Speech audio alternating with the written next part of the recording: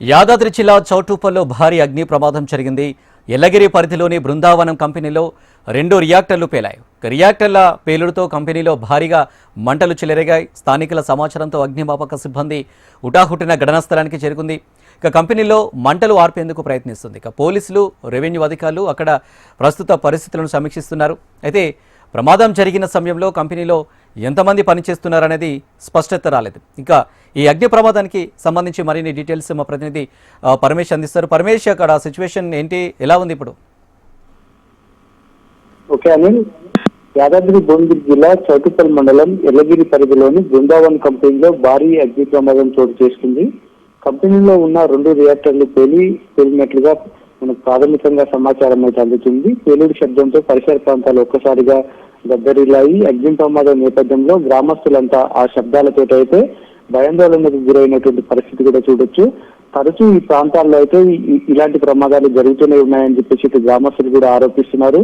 ఈ ప్రమాదం సమయంలో ఆ కంపెనీలో ఎంతమంది విధులు నిర్వహిస్తున్నారు, ఇప్పటికీ ఎంతమందికి గాయాలనే విషయాలైతే ఇప్పటికి కూడా స్పష్టత రాలేదు.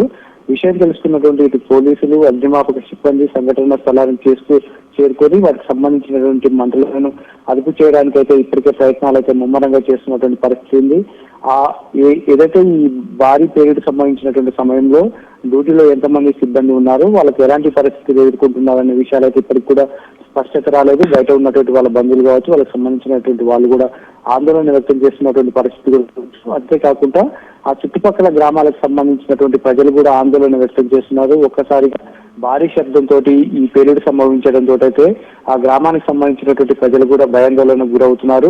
గతంలో కూడా ఇలాంటి సంఘటనలు జరిగినప్పటికీ కూడా ఈ కంపెనీలకు సంబంధించినటువంటి విషయాల్లో ఈ ప్రాథమికంగా తీసుకోవాల్సినటువంటి జాగ్రత్తల విషయంలో కంపెనీ యాజమాన్యం నిర్లక్ష్యంగా వహిస్తూ అనేక మంది ఈ అమాయక ప్రజల ప్రాణాలు పోతున్నా కానీ కంపెనీలు ఎలాంటి జాగ్రత్తలు తీసుకోవట్లేదని చెప్పేసి ఇటు ప్రజలు కూడా ఆరోపిస్తున్నటువంటి పరిస్థితి కూడా ఉంది. అంతేకాకుండా వీటికి సంబంధించినటువంటి మంటలను అదుపు చేయడానికి ఇటు పోలీసు, రెవెన్యూ, అగ్నిమాపక సిబ్బంది కూడా ప్రయత్నాలు చేస్తున్నారు.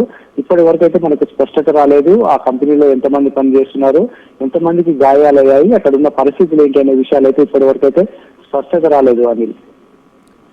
Right Paramesh, thank you.